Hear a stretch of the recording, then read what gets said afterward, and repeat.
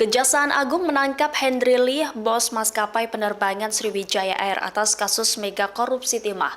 Henry Lee ditangkap usai pelariannya dengan alasan berobat di Singapura.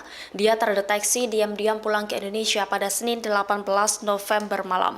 Sehingga tim penyidik Jaksa Agung Muda Bidang Tindak Pidana Khusus menangkap Henry Lee di Bandara Soekarno-Hatta. Usai ditangkap, Kejagung kemudian membawa Henry Lee ke Gedung Kartika Kejagung untuk kemudian ditahan. Diketahui Henry Lee telah ditetapkan sebagai tersangka sejak 26 April 2024 lalu. Selain itu, pendiri Sriwijaya Air lainnya yakni Fandi Lingga turut menjadi tersangka dalam kasus timah. Keduanya diduga terlibat dalam kasus korupsi tata niaga timah di wilayah IUP PT Timah tahun 2015 hingga 2022. Dalam kasus ini, Henry Lee merupakan beneficiary owner dan Fandi Lingga sebagai marketing di PT Tinindo Internusa. Keduanya diduga berperan dalam pengkondisian pembiayaan kerjasama penyewaan alat peleburan timah.